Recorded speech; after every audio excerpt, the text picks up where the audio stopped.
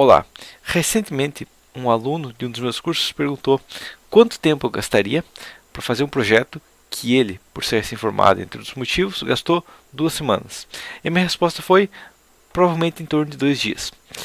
A questão é como que o engenheiro consegue, ao longo do tempo, fazer um projeto de uma maneira tão mais rápida e tão mais eficiente sem comprometer a segurança ou a qualidade do projeto.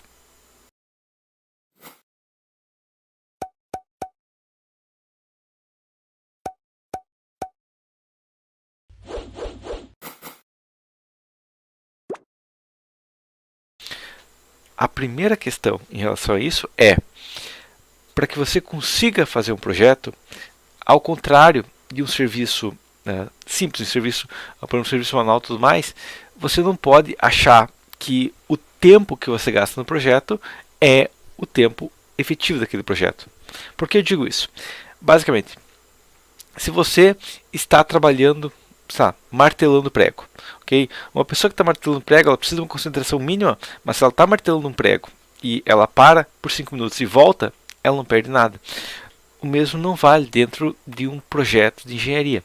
Por que eu digo isso? Porque em um projeto de engenharia você precisa concentração e foco no que você está fazendo. Então, o que acontece muitas vezes é que isso é muito comum, principalmente de engenheiros recém-formados, engenheiros que não têm um escritório próprio e tudo mais, mas é que eles trabalham num ambiente que tira a atenção deles, ok? Por exemplo, está trabalhando num escritório e ocorrem ligações a cada 2 horas ou cada hora e ele tem que atender. O que acontece nesses casos é, você está pensando, vamos pensar em estrutural, você está analisando uma obra e tentando encontrar uma maneira de vencer um vão considerável ou de otimizar um pilar, uma viga de uma peça ou uma obra como um todo. Se você atende no telefone, naturalmente você vai pegar todas aquelas informações que estão rodando na sua mente e vai desligar elas, vai jogá-las por um fundo da memória e vai começar a pensar o que tem naquela ligação. E às vezes é uma coisa importante, mas muitas vezes é uma coisa que não faz o menor sentido ou que não vai te ajudar em nada. Sabendo isso, o que acontece é que após a ligação você vai gastar um tempo controlando o que está acontecendo ali, respondendo o cliente, mandando e-mail, fazendo mais, resolvendo o que aconteceu naquela ligação, e você não vai ter foco nenhum. Então muitas vezes você vai olhar o e-mail, vai olhar o Facebook, vai olhar o WhatsApp, vai olhar várias coisas, e aí, mal bem, uma ligação pode matar um bom tempo do seu dia. Ok, gastou meia hora, gastou 1 hora. Se você tem 3, 4 ligações dessas, já matou aí 2, 3 horas do seu dia. Ok? Isso só uma ligação, mas pode acontecer várias coisas. Pode acontecer de uma pessoa entrar e querer conversar com você. Pode acontecer de você ter alguma coisa que você não consegue prever. Entre outros motivos, pode acontecer que seu ambiente seja um ambiente barulhento. Ou outro problema, e consequentemente, um projeto que você gastou o dia inteiro trabalhando nele, na prática você pode ter só 2 ou 3 horas realmente executadas dentro daquele projeto. Okay? Ou seja, 2, 3 horas que realmente você estava concentrado, com foco, pensando naquele projeto. Isso é um problema. Então a primeira coisa que você tem que fazer é desligar essa parte externa. Tá? Infelizmente, é muito comum que muitos engenheiros tenham isso aí de trabalhar na prática em torno de 3 horas por dia e o resto do tempo é só resolvendo coisas que não estão relacionadas ao foco dele. Mas a questão é, tenta encontrar uma maneira de desligar essa parte externa. Como que poderia ser isso? Tem vários métodos. Eu conheço engenheiros e já usei vários métodos, que eu vou exemplificar agora, mas por exemplo, se tranca no escritório. Se tranca no escritório, não deixa ninguém entrar, a não ser que esteja pegando fogo, alguma coisa assim. É um método. Ou faz o projeto numa hora que não tem ninguém, por exemplo, de noite ou de madrugada. Ou outra possibilidade que teria, avisa as pessoas, enquanto eu estou fazendo o projeto, ou durante a manhã ou durante a tarde, é minha hora de fazer o projeto, ninguém entra aqui. Ou deixa o telefone em outro lugar, ou deixa o telefone no mudo, ou contrata uma secretária, um secretário para cuidar dessas pendências que ocorrem diariamente. Isso é uma possibilidade. Agora, então isso a gente mata a parte externa, o que vai te permitir que você consiga ficar dentro do escritório pensando no seu projeto. Ok? Agora, vai ter uma pessoa que você não tem como controlar, você não tem como trabalhar sem ela, e que pode te incomodar bastante na parte de projetos, que é você mesmo. Então, como que você controla você mesmo? Bom, isso é uma coisa, como eu falei, uma ligação, muitas vezes você vai querer olhar o WhatsApp, querer olhar outra coisa. Então, a questão é, você tem que reservar um tempo para fazer projeto. Tá? Da mesma maneira que no meu vídeo sobre, que eu passei mais para estudantes, mas para estudar, você tem que reservar um tempo também para fazer projetos que você não pode fazer outra coisa. Por quê? A gente está falando de um serviço que ele é desgastante intelectualmente. Tá? Não é, você está fazendo um serviço que, mal bem, você vai tentar, se não tiver experiência, foco, tentar fugir daquele desgaste intelectual. Tá? Não é um cansaço mental, mas é um cansaço intelectual. Então você começa a trabalhar num ponto de uma obra e você tem dificuldade naquele ponto, está com um cansaço, você não consegue pensar a maneira ideal. O que vai acontecer é que muitas vezes vai surgir outras coisas na cabeça. Ah, mas eu tenho que dar uma olhada no Facebook. Será que ninguém mandou mensagem? Eu estava esperando o e-mail. Ou eu tenho que ir no mercado comprar pão. Eu tenho que ligar para o meu tio. E vai surgir dezenas de coisas diferentes que podem fazer com que vão te dar uma sugestão. Ó, desliga isso aí e vai fazer outra coisa. E se você não tem o controle, eu tenho que fazer isso aqui, é muito comum que isso aconteça. Então a segunda questão é que você tem que ter um foco e entender. Eu estou fazendo esse projeto e eu não posso. Pode até fazer uma folga, digamos. Eu vou trabalhar 2 horas nesse projeto. Quando der 10 horas, deixar ligar um alarme. Comecei a trabalhar às 8 horas da manhã. Quando der 10 horas, eu vou gastar um período de 15 minutos para olhar o e-mail, olhar o WhatsApp, olhar o que eu tiver que olhar, conversar com alguém. E a partir das 10h15 eu volto e fico até o meio-dia só no projeto. Se você tiver isso, se tiver a hora exata que temos nesse tempo aqui, é isso, é o projeto, eu não vou parar para fazer outra coisa, vai te ajudar muito, certo? Então isso vai te ajudar a não perder esse foco, que é tão importante, tá? A terceira posição, que também é muito importante, assim como o seu ambiente externo e seu ambiente interno, tem a parte do ambiente de trabalho, que seria o quê? Você tem que estar com todo o seu equipamento de trabalho alinhado ao que você vai fazer. Por que eu digo isso? Porque vamos pensar, se tem uma mesa bagunçada, você não consegue, você vai olhar para outra coisa que não tem nada a ver e ficar gastando tempo à toa nela. Se você tem algum outro detalhe do escritório que está te incomodando, você tem que consertar ele primeiro. Tá? Você tem que deixar alinhado o seu escritório para estar o mouse está meio clicando errado. Isso aí pode ser um foco de incômodo que vai perder seu foco. Então, você tem que ter um ambiente que trabalhe da maneira correta com você. Ok? Não só isso, mas você tem que ter as ferramentas de trabalho principais suas também tem que estar alinhadas. Por que eu digo isso? Porque muitas vezes, isso infelizmente acontece, engenheiros compram um software, vamos pensar na área estrutural que eu estou falando, compra um software de cálculo e abre ele e sai usando ele para calcular direto, sem olhar as configurações, sem olhar os manuais, sem pensar como a estrutura trabalha, sem entender nada do que está acontecendo na estrutura. Ok? Então, um exemplo mais específico no meu caso, mas muitas vezes eu faço revisões de projetos de outros engenheiros, dentro do CPCAD principalmente. Quando eu abro o CPCAD, a primeira coisa que eu olho quando é um projeto de outro engenheiro, principalmente quando eu sei que não é meu aluno, que não passou pelas aulas de configuração, é olhar as configurações que ele está trabalhando. E muitas vezes, isso é uma questão já que o CPCAD vem também com erro, mas eu vejo configurações que nem estão dentro da norma. Ou eu vejo hipóteses básicas que não fazem nem sentido estruturalmente, mas que o software permite se você realmente quiser fazer daquela maneira. Tá? Muitas vezes está violando várias normas, ou você está violando leis da física, mas e o software, se eu fizer isso aqui, eu vi num fórum lá que o cara disse que ajuda. Já acontece. Tá? Então, você tem que saber o que sua ferramenta faz, tá? Ou seja, você tem que saber o software que eu trabalho, como que é o método de cálculo dele, o que acontece quando eu gero isso? O que acontece quando eu faço esse comando? Como que eu faço esses comandos? Esses comandos realmente acontecem da maneira que eu penso que eles acontecem? Isso você tem que saber. E da mesma maneira que o seu ambiente de trabalho tem que estar focado, tem que garantir que você trabalha adequadamente, mas você tem que ter uma base para executar o serviço. Que é outra questão. Tá? Apesar que é uma coisa que eu recomendo, que se você não tem experiência num projeto, mas eu recomendo que você pegue ele com prazo considerável e busque ajuda para fazer. Eu jamais recomendo isso para engenheiros que estão focados em tentar fazer projetos de maneira mais rápida. Por que eu digo isso? Bom, porque o engenheiro no primeiro ano de carreira, o objetivo dele não é fazer projetos rápidos. Eu vou sair recém-formado e sair metendo projeto direto. Não. O objetivo do engenheiro no começo da carreira é garantir que ele tenha uma demanda adequada, começar a treinar esses métodos e começar a ganhar habilidades, começar a ter uma experiência em fazer um galpão, ter uma experiência em fazer sobrados, ter experiência em fazer um prédio, ter experiência em fazer um muro de arrimo, ter experiência nesse tipo, pensamento estrutural, né? Mas se fosse um engenheiro que trabalha com projeto arquitetônico, ter experiência em projetar um prédio, ter experiência em projetar outra estrutura relacionada à área que ele está trabalhando, mas tem uma experiência, digamos, um pacote já, um leque de experiências que vai servir como base para a estrutura, tá? Então, se você pegou, na primeira vez que eu estou calculando uma estrutura de madeira, opa, não é o caso que esse projeto, primeiro projeto, você precisa de velocidade, não, tá? Essa que é a questão.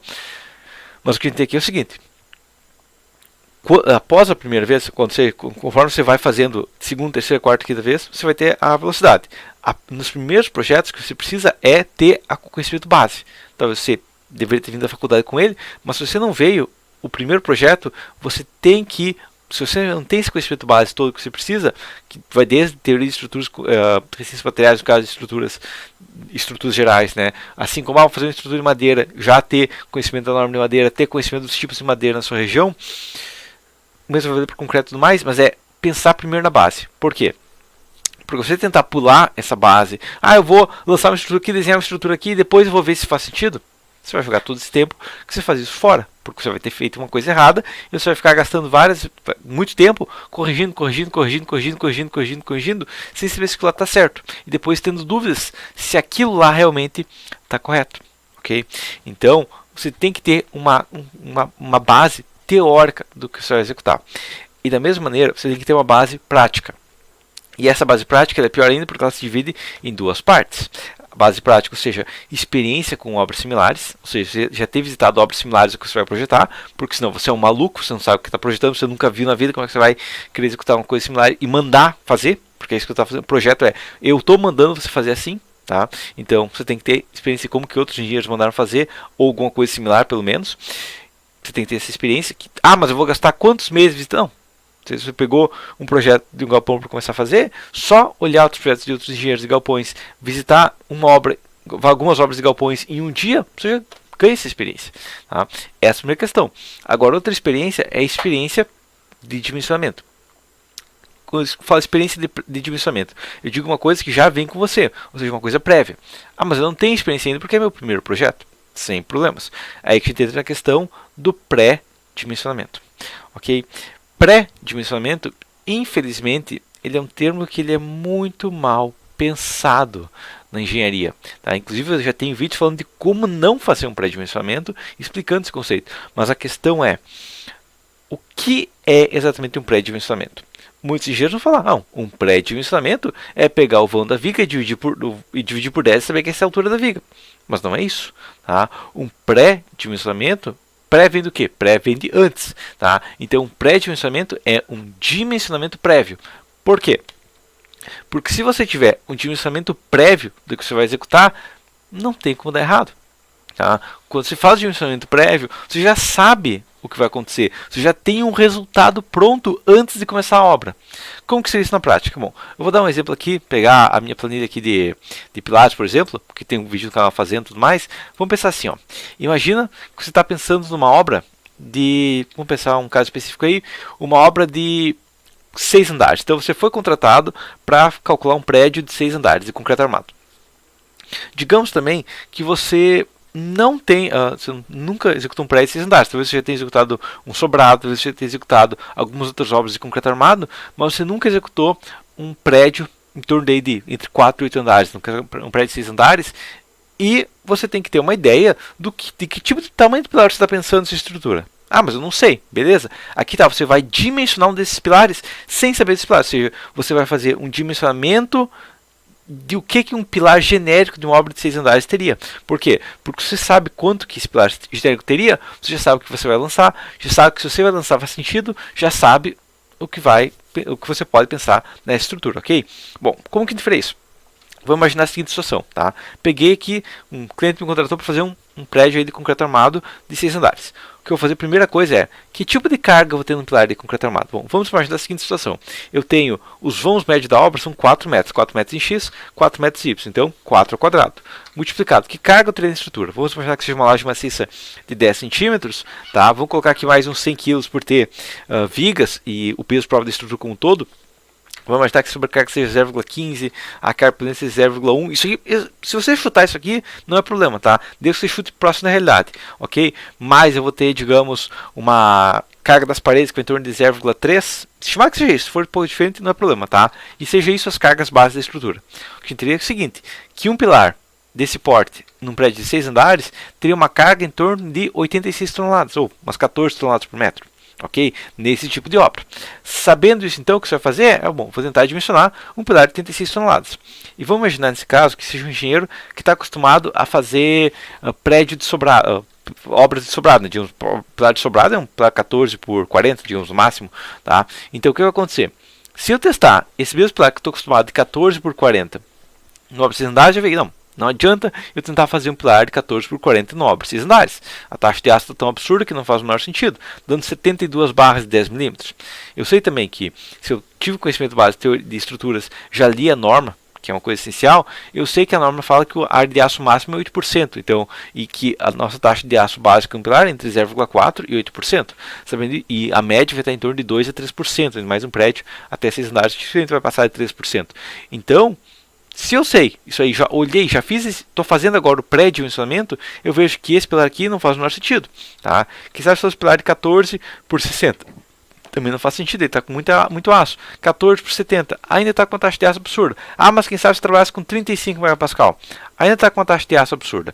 Sabendo disso, então, eu já sei que, não, aquele pilar de 14 que eu estava pensando numa obra de 2 andares, agora eu já sei que não é pré-dimensionamento, já fiz esse pré-dimensionamento e eu já sei que ele não vai funcionar. Ok? Eu sei que não vai adiantar eu ficar tentando por 2, 3 horas aquele pilar central que está suportando 80 toneladas, 90 toneladas, colocar ele de 14 centímetros. Ele não vai resistir, não adianta, eu posso tentar o resto da vida. E eu estou vendo aqui claramente um pré-dimensionamento, que é um dimensionamento teórico básico, mas que já está dando um absurdo. Ok? Sabendo então o que eu deveria fazer é pensar. Pilar de 14 não é o caso, talvez faça pilar de 19. Ok? E de um pilar de 19 por 30. Está meio carregado, 19 por 40 já fica mais aceitável, 19 por 50, com talvez uma barra 12,5, já é um pilar bem mais aceitável, com 10 barras 12,5. Então o que eu vejo é que agora eu sei, provavelmente na minha obra, eu vou fazer um pilar de 19 por 50, aí eu tenho uma estrutura aceitável. Se o pé direito fosse 3 metros, para 50 metros, taxa de aço. Agora se fosse 4 metros, talvez, um pilar de 19 por 50 ainda está dentro, talvez só 19 por 60 para ter um pouco mais concreto, mas a questão é que agora eu fiz um pré-dimensionamento, eu fiz um dimensionamento prévio da estrutura. E claro, a mesma coisa eu vou fazer com as vigas, com as lajes, com toda a estrutura como um todo. Tá, Gilberto, mas eu vou sair dimensionando um monte de tipo de peças e eu quero fazer rápido, não quero demorar mais. Correto? Mas a questão é a seguinte aqui. Você vai fazer esse pré-dimensionamento, tá? Você vai pegar, quando você vai anotar. Pega um caderno e anota, ó, os pilares para obra de 6 andares, estou pensando em 19 por 50. As vigas para um vão de 4 metros, estou pensando em 19 por 40, ou 14 por 40, ou 12 por 40. Questão assim, já pré-dimensionei, vai dar em torno dessa taxa de aço. As lajes para um vão de 4 metros, estou pensando numa laje maciça de 10 centímetros, ou uma laje treliçada de 12 mais 4. Alguma outra questão, você vai anotar isso aí, beleza? Você vai anotar e essa laje de 10 centímetros vai ter uma malha base em torno disso. Por quê? Porque terminou a obra, você vai pegar essa folha e jogar no lixo e nunca mais usar? Não. Você está com certeza, aí é o tempo jogado fora. Agora, vamos imaginar a seguinte situação. Você vive num universo onde digamos, cálculos não têm prazo de validade, correto? Pois é, não tem prazo de validade. Então, se daqui a 5 anos aparecer outro prédio de 5 andares, 7 andares ou 6 andares, ou 8 talvez, você já sabe. Já tem notado nas suas anotações o que tipo de peça você está usando. Então, há 5 anos atrás eu calculei um prédio de 6 andares. Usei pilar 19 por 50. Você está colocando resultados, realmente deu isso aqui, ou com a anotação básica, mas você vai manter aquela anotação para o resto da eternidade. Ela vai continuar funcionando para o resto da eternidade. Então, na primeira obra, você vai gastar um tempo nisso. A partir da segunda obra, você já tem o seu catálogo pronto do que você vai pensar na estrutura, então você já tem com uma base muito boa, não precisa ficar repetindo a mesma conta, você já tem a conta pronta aí basicamente, ou um pré-dimensionamento muito melhor do que seria ideal. Por quê? Porque vamos imaginar que o seu cliente chega para você e fala, ó, mas esse prédio de 6 andares, não dá para fazer pilar de 14? Você vai falar, não adianta, né? Eu teria que colocar 70 barras de 10 milímetros. Tá? Eu já sei que é 70 barras de 10 milímetros, porque eu já fiz um pré-dimensionamento. ok? Agora, se nunca fez, não sei, mas não sei o que, o software deu erro e o software deu erro, é erro do engenheiro, não é erro do software. Então, essa questão você tem que ter, beleza?